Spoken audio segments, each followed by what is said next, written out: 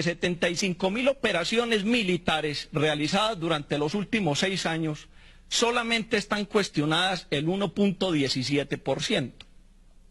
Cuestionamiento que todavía merece pasar por la lupa y por el respeto del debido proceso de la presunción de inocencia y del derecho a la defensa. Una vez estos procesos lleguen a sentencias condenatorias, bienvenido sea, no vamos a hacer una apología al delito, y nosotros como Asociación de Víctimas Civiles de la Guerrilla Colombiana presentamos nuestra mayor consideración para las víctimas de violación de derechos humanos por parte de la fuerza pública. Lo que no podemos es permitir que se utilicen las cifras y que se magnifiquen, porque lo que están viendo unos es el punto sobre un universo blanco. Nosotros lo que estamos enseñando es de lo general a lo particular, ver un universo blanco sobre un punto negro que existe, pero que algunas ONGs quieren multiplicar y quieren magnificar para llevar a nuestra fuerza pública, a nuestros generales, a esos héroes de carne y hueso ante los tribunales internacionales. Porque la meta es esa, la Corte Penal Internacional, bajo criterios de masividad y sistematicidad. Además, observen esto, en este momento ostentamos 1.069 militares privados de la libertad, 16.000 procesados en 5.000 procesos. Esto no obedece a otra cosa diferente que a una estrategia sistemática y masiva de muchas ONGs que sirven a la combinación de todas las formas de lucha bajo un esquema de ataque internacional gestado por el Foro de Sao Paulo. Ahora, ¿cuál es el problema aquí de fondo?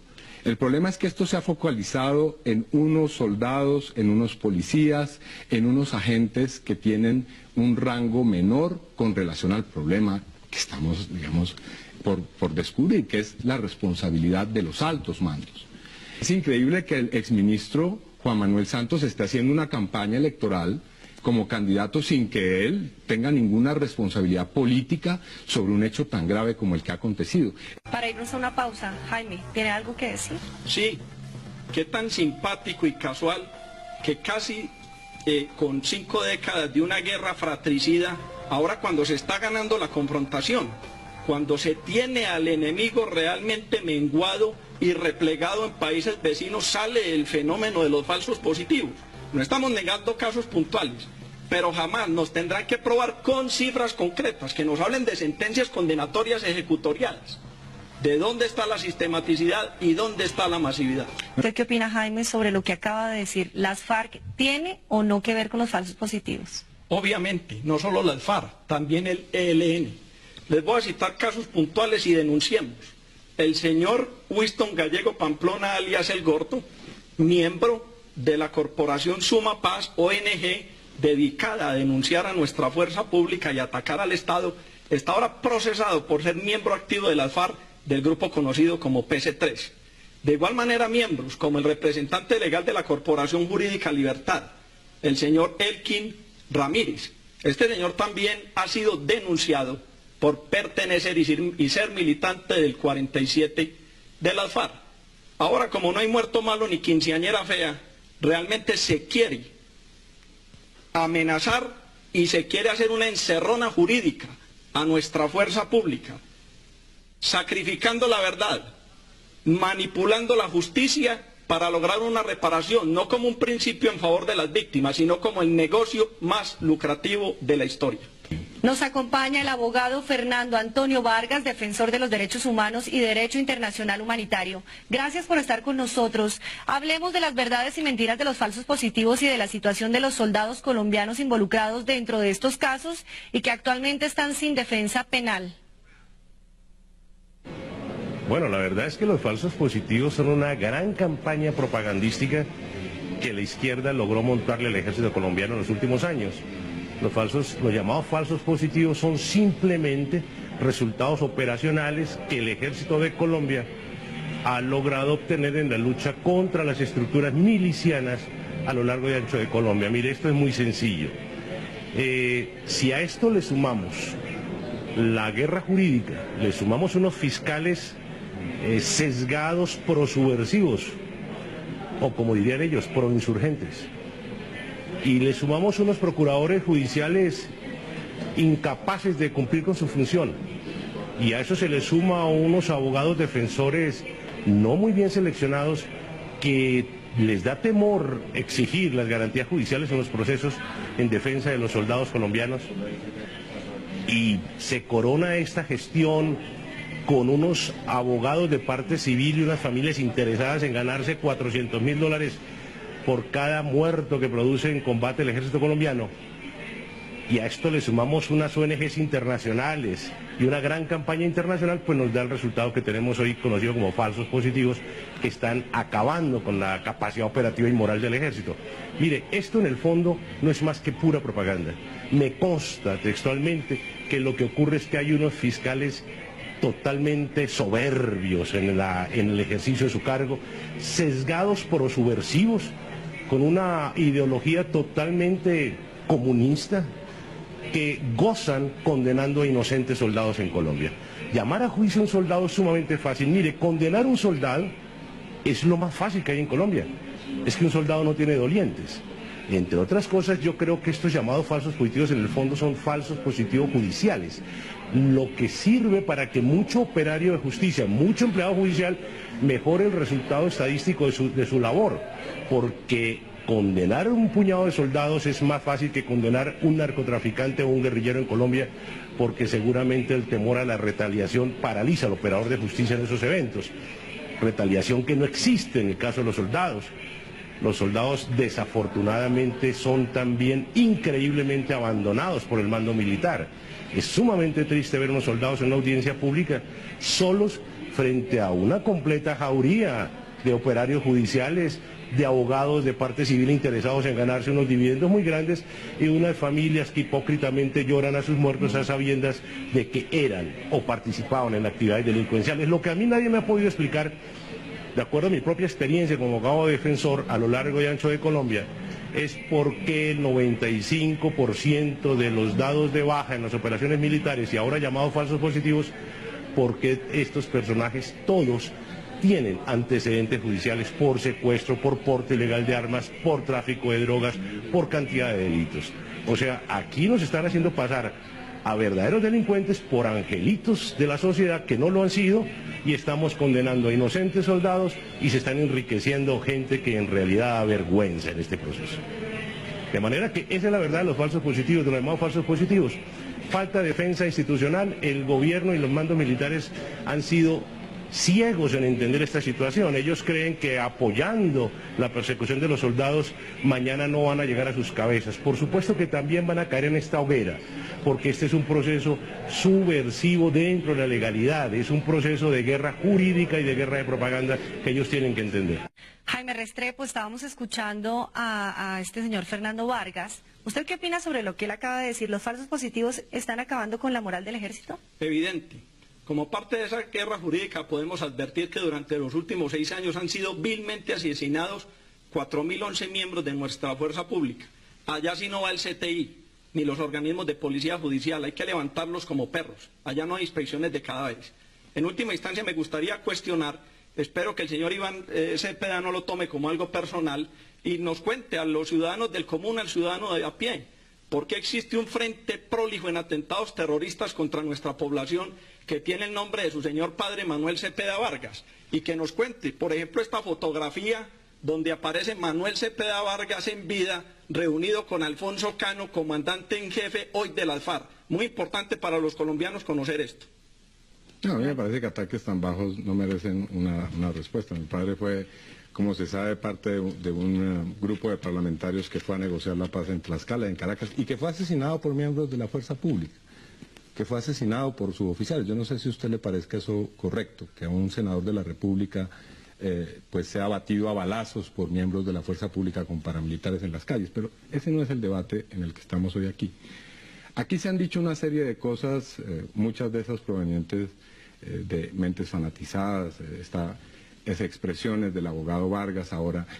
Nosotros creemos lo siguiente: los falsos positivos son crímenes de lesa humanidad, deben ser perseguidos desde la cabeza de este tipo de acciones, es decir, el exministro Santos, repito, el general Mario Montoya, el propio presidente Uribe, tienen que responder por estos hechos, siguen en este momento cometiéndose y son amenazadas las víctimas. Yo creo que éramos muy pocos los que nos atrevíamos a cuestionar el fallo de la Corte Interamericana del 2005, en el que se halló responsable a la nación y se exigieron una serie de medidas como indemnizar las víctimas.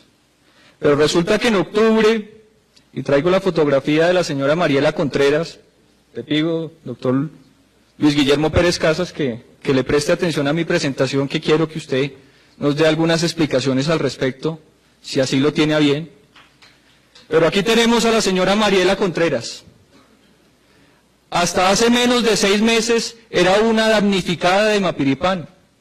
Había perdido a su esposo y a sus 2 hijos en la masacre. Y resulta que en octubre esta señora sale ante la opinión pública nacional e internacional y dice que ella, asesorada por el colectivo José Alvear Restrepo, que aquí está presente, se declaró víctima de la masacre de Mapiripán, pero que eso es falso.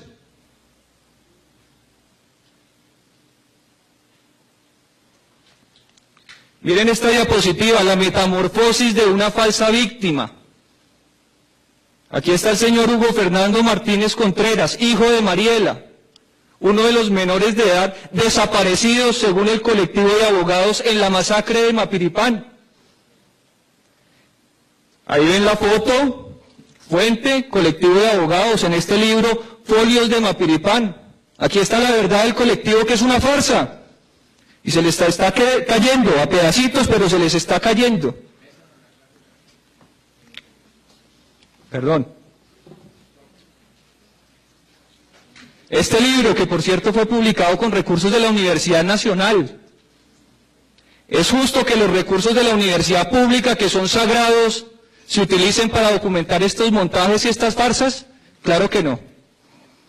Pero bueno, así lo presentó el colectivo de abogados en Costa Rica. Este era un menor de edad, 16 años tenía cuando lo mataron en la masacre de Mapiripán. En ese lapso de tiempo, entre el 15 y el 20 de julio, para los que no se ubican, de 1997, cuando los paramilitares que viajaron desde el Urabá antioqueño incursionaron en Mapiripán y asesinaron a un número indeterminado de personas. Eso no se discute. Lo que sí se discute es que una ONG se haya aprovechado del dolor de estas personas que sí son víctimas, porque vamos a ver que a Mariela Contreras, el esposo, sí se lo asesinaron, pero no los paramilitares, sino la guerrilla, 8 meses antes de las FARC. ¿Qué tiene para decir sobre eso, doctor Luis Guillermo Pérez Casas? Entonces aquí tenemos a Hugo Fernando, de 16 años, asesinado en la masacre de Mapiripán. Pero ¿dónde estaba Hugo Fernando todos estos años? Pues resulta que era miembro activo del Frente 39 de las FARC. Desde el año 95, cuando fue reclutado, 2 años antes de la masacre, hasta el año 2008, que se desmovilizó en Villavicencio. Pero según el colectivo de abogados, esta era una víctima. Y el Estado tenía que declararse culpable por la muerte de este señor e indemnizarlo con recursos millonarios, porque así lo exigen las víctimas con justa razón, pero las verdaderas víctimas. Aquí ya tenemos la fotografía más reciente, de noviembre de este año, del mismo Hugo Fernando, que se presenta vivo, ya con los años que se le ven sobre el rostro, desmovilizado, y dice que está vivo y que, asesorado por el colectivo de abogados, se presentaron como víctimas ante el sistema interamericano, pero que ellos no son víctimas de la masacre de Mapiripán y que jamás debieron recibir los 3.000 millones de pesos que esta familia recibió como indemnización. Veamos lo que yo he denominado el carrusel de las víctimas. Aquí nos tienen acostumbrados al carrusel de las pensiones, al carrusel de la contratación, pues también hay carrusel de víctimas. Como decían, hasta las masacres en Colombia se las roban. Y ya sabemos quién.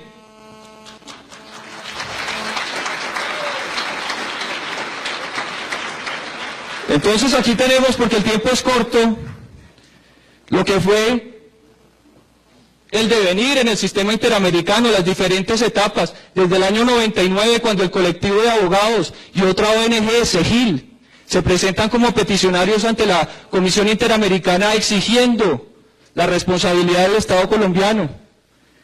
Y resulta que se presentan con dos víctimas, víctimas verdaderas, personas que murieron certificadas en Mapiripán. Pero ya para el año 2003, ya el grupo crece, porque ya habían reclutado a Mariela, y a otra señora Luz Mary, y a María Asneda Bustos. Entonces ya no son las dos víctimas originales ciertas y certificadas, sino que ya tenemos 31 víctimas, los dos núcleos familiares. Y ya en el 2004, no contentos con ello, fueron ampliando el grupo. Y ya no son 31, sino 35. Y como el Estado colombiano reconoció anticipadamente su responsabilidad en el 2005, estos señores dijeron, ahora sí hay que meter lo que podamos, porque aquí no nos van a rechazar nada. Y por eso llegamos a un número de 54 víctimas de la masacre de Mapiripán, directas e indirectas, porque obviamente ahí lo que está entre paréntesis son los familiares que cobija cada una de las víctimas fatales. Pero ¿qué es lo curioso de este caso?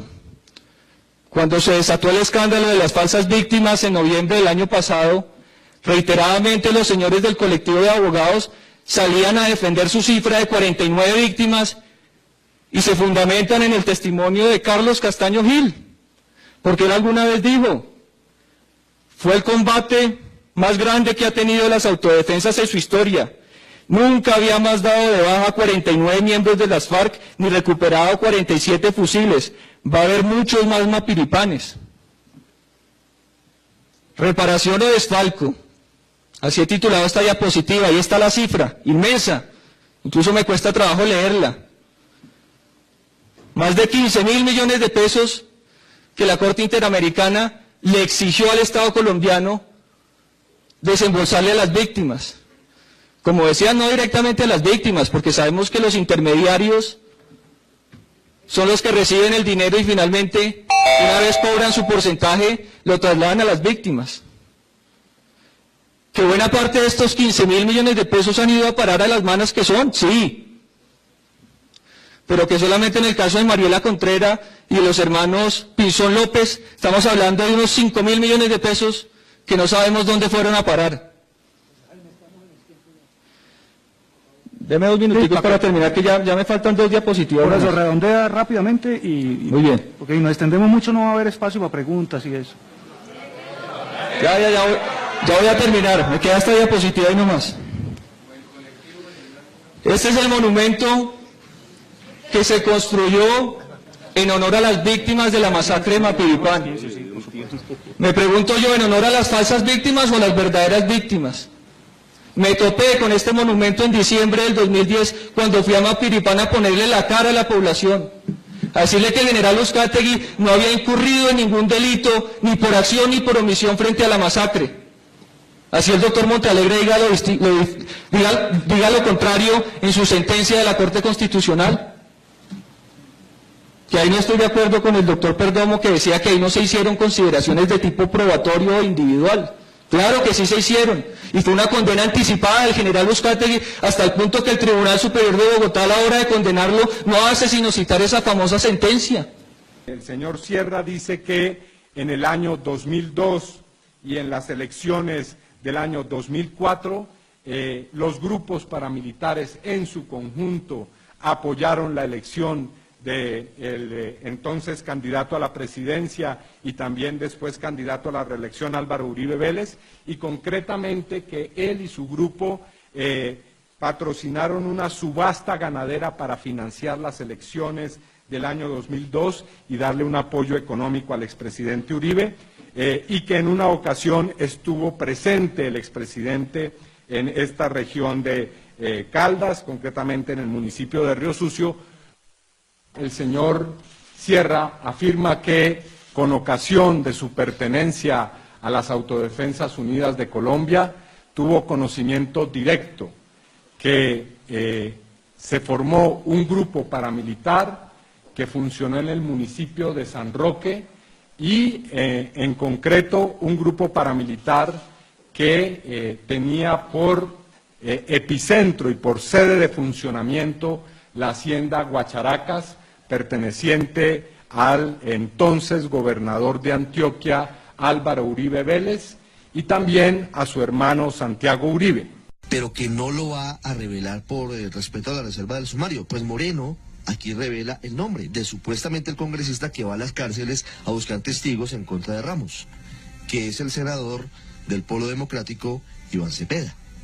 El señor Carlos Areiza nos llama, me llama a mí, yo grabo la llamada y dice que tiene información de personas que están detrás del señor Luis Alfredo Ramos. Eso queda grabado, se denuncia, se pide permiso, se le pone en conocimiento a la corte, nadie va y lo entrevista y va un investigador y si no recuerdo, tal vez Pinilla, no recuerdo exactamente si fue solo el investigador o Pinilla, se reúnen, graban, creo, la entrevista, y es cuando él dice que Iván Cepeda y otras personas le han pedido que declaren contra del señor Luis Alfredo Ramos. Que Iván Cepeda estaría detrás de los falsos testigos que enlodaron a muchos parlamentarios en el tema de la parapolítica. El doctor Ramos no lo ha dicho públicamente porque dice que espera el fallo de la Corte Suprema, pero aquí Moreno señala que efectivamente el testigo falso señala que Cepeda estaría detrás de esto. Ricardo, estas grabaciones que estamos escuchando desnudan el alcance que tenía, el cinismo con el que operaban y las ambiciones grandes que... Y es muy importante que el parlamentario Cepeda le cuente al país en qué han consistido las nutridas reuniones de él y de Piedad Córdoba en la cárcel de Itagüí, con el paramilitar alias Alberto Guerrero, cabecilla del bloque Cacique Pimpitá, es decir, uno de los testigos estrellas de la Fiscalía contra el doctor Luis Alfredo Ramos. Las razones por las cuales yo he visitado al señor Pablo Hernán Sierra han sido conocidos plenamente por la Fiscalía General de la Nación y atañen a un caso que en este momento está siendo objeto de investigación por parte de la Fiscalía General de la Nación, que involucra al señor Álvaro Uribe Vélez y a su hermano Santiago Uribe. Me recluyen en un pabellón de máxima seguridad. Allí está también el señor Pablo Hernán Sierra, el señor que le dicen Alberto Guerrero, Pipintá. Entonces llegamos a Luis Alfredo Ramos, entonces él me empieza a decir, venga, si quiere yo por medio de una ONG lo puedo sacar del país, le consigo plata, si necesita plata.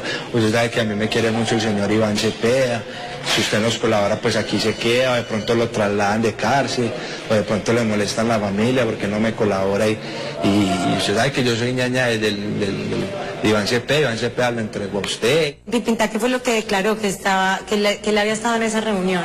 Él no estuvo. Él no estuvo. Fue el senador Iván Cepeda quien le pidió a la Fiscalía que investigara los testimonios de Pablo Hernán Sierra, en los que acusa a varios políticos de lazos con las autodefensas. ¿Cómo conoció usted al señor Carlos Areiza, senador? En el año 2011, diciembre de 2011, recibí una llamada y era un director de una organización que trabaja con los prisioneros de Bellavista, que me decía que el señor Areiza se había fugado de la cárcel de Bellavista y que había solicitado mi mediación para entregarse. En la declaración rendida ante la Procuraduría obtenida en exclusiva por Noticias RCN, el paramilitar Gabriel Muñoz Ramírez, alias Castañeda, habla sobre la visita que recibió en la cárcel de Itagüí del entonces representante a la Cámara, Iván Cepeda, el 30 de mayo del 2013. Me dijo que me daba un papel escrito que era lo que yo iba a hablar de Álvaro Uribe, del doctor Álvaro Uribe, y que me trasladaba la familia para otro país, y que me conseguía a mí una estabilidad en una casa donde yo dijera. Advirtió en su testimonio que nunca había conocido al expresidente Álvaro Uribe. Ni yo he tenido un encuentro con él, así frente no, que lo conozco por la televisión, sí, y en San José ni en Cristal, él lo tuvieron apoyando para la política. El paramilitar Ramiro de Jesús Henao Aguilar, alias Simón, habló de la visita del representante el 26 de julio del 2012. Que lo que necesitaba era que yo le sirviera el testigo contra el doctor Álvaro Uribe Vélez, que me dejara grabar un video, que me dejara grabar que él me decía que era. Le dijo a los investigadores de la Procuraduría los supuestos ofrecimientos que había recibido por su declaración. Y que en cambio de eso, que él me ubicaba en la cárcel, que me daban unas medidas cautelares o que me sacaba la familia del país. Estas dos declaraciones están consignadas en el pliego de cargos de la Procuraduría contra el congresista Iván Cepeda, quien tendrá 10 días hábiles para presentar recursos jurídicos y pruebas. Respeto con la gente del Carmen de Chucurí, donde estamos parados, la guerrilla mató más de 5 personas aquí, un bombazo. No señor, no señor, somos gente decente, señor. Somos gente decente. Sí, ¿qué le pasa, señor? Todos los muertos que hubo, que entonces muy bonitos, ¿no es cierto? Qué belleza, ¿no es cierto? Aquí nos mataron a un montón de gente, señor. Y ustedes vienen acá como qué, como campeones acá a entrar. Qué belleza, ¿no es cierto? Ay, sí, eso, vayan, entren. Claro, dígame. ¡Tan valientes! ¡Tan valientes! ¡Desgraciados!